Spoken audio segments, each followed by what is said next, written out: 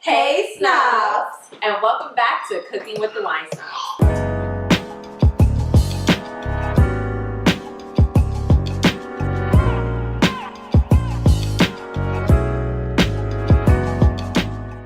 For those of you who are unfamiliar on who we are and what we do, I'm Jade. And I'm Quelly. And we are the Wine Snobs. We are both wine enthusiasts who create wine-infused recipes that specialize in being made in 30 minutes or less. So if this sounds like something that you're into and could totally be down for, and you also have a love and passion for wine, then please like, share, but most importantly, subscribe. Yes, so today we will be cooking a Pinot Grigio infused rustic garlic chicken. That was a mouthful. Like, try saying that like 3 times fast. Rustic garlic. Whatever, guys. So, for those of you who do not know, I'm here as your history teacher. Is it history? Well, your wine teacher. Wistery. Yes, girl, I like that. Wistery. I'm here as your wistery teacher, and I'm going to give you a little information on Pinot Grigio, or Pinot Gris, as it's known in either France or is it Italy. Somebody says Pinot Grigio, somebody says Pinot Gris, but guess what? They're all the same thing. Now, Pinot Grigio is a little white grape that is grown in the Bordeaux region of France, which is known for their red grapes and producing red wine, because as those of you who may not know, I'm giving you a French lesson too, Bordeaux means red.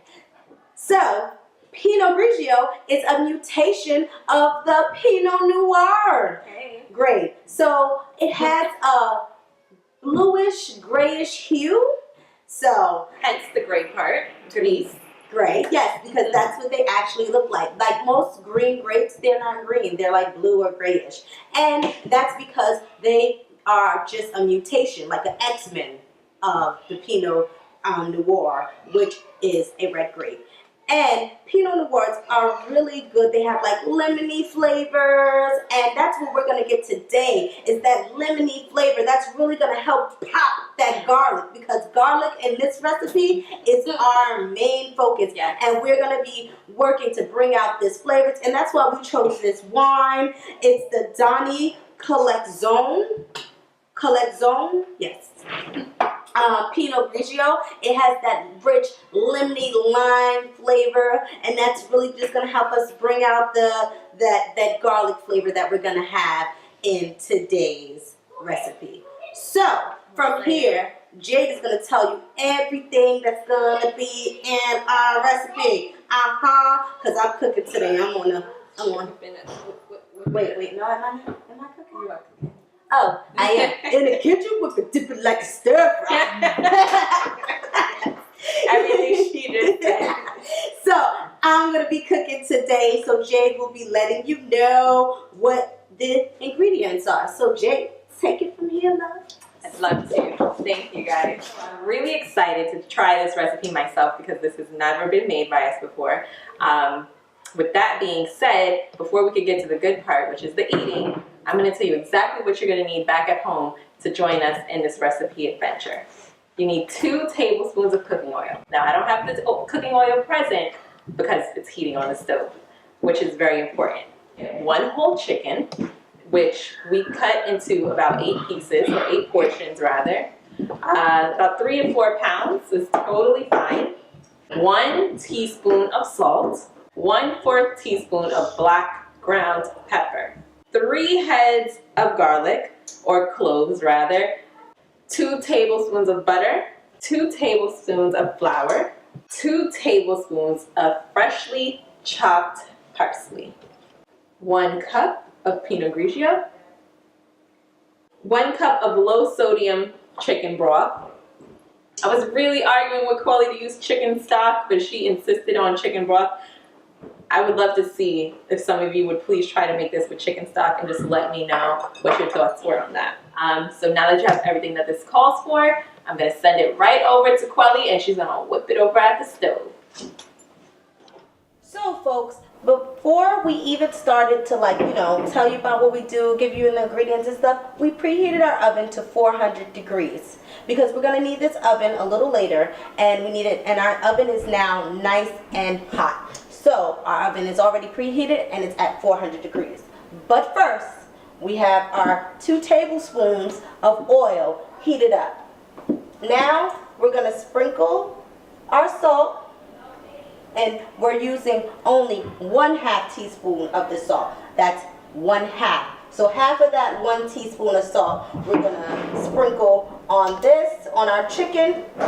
And we're going to use that 1/4 of black pepper and sprinkle that on our chicken. Okay? Just trying to rub it around and things like that. Yes, yes, yes. Then we're going to put our chicken in the pan. This is a big old breast. This is like me. It's a nice old G cup. Woo! You hear that? Yes. So folks, we are not frying this chicken. We are only browning it. I know it sounds like it's frying. We're only browning it. So that's about 2 minutes on each side. It's 7:02 now, so at 7:04, we're gonna turn these bad boys over. Yes, it's nighttime. It's dinner. We're making dinner, folks. Duh. Okay, folks. So it's 7:06. And our chicken has browned on each side for about 2 minutes.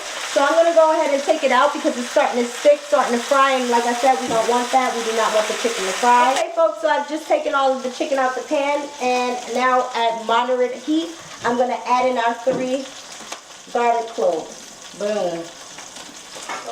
Just stir it around for like 3 minutes. Let that garlic really sink into that oil and get that flavor in there because we want to put that flavor in the pan, okay? Now, Snobs, we're going to add our 2 tablespoons of flour. Now, when you add this in, you want it to mix really well with the garlic. So we're going to mix it around and make sure that it mixes really good with the garlic.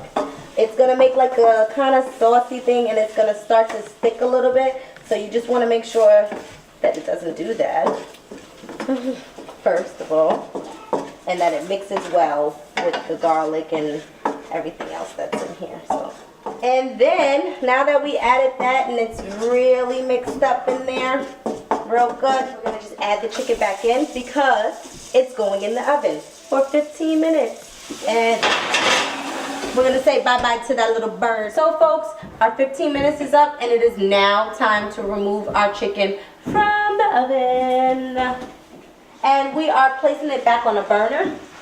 I've already had my burner on, and my burner is at a moderate heat, about 5, so a nice moderate heat. And now is the time that we are going to add our wine. So we're going to let this simmer. The white wine, we're going to let this Pinot Grigio simmer for about 1 minute. This is so that it can burn off the alcohol, okay? And fun fact, when you cook wine, guess what? Or any type of alcohol or spirit, the alcohol burns off. So all that's left is the flavor, no alcohol. So you don't have to worry about getting drunk from eating.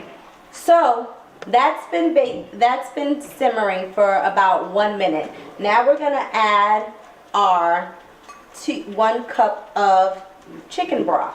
And I heard Jay telling y'all that it was chicken stock and whether it was chicken broth. It's chicken broth. But feel free, like she said, if you're Team Jay, go ahead and use the chicken stock. Let me know how it tastes. We're letting this simmer for about 5 minutes so it can really soak in its juices. If you want, feel free to like turn it over. We want it to thicken up, so feel free to let it for another 5 minutes or so until it gets nice and thick.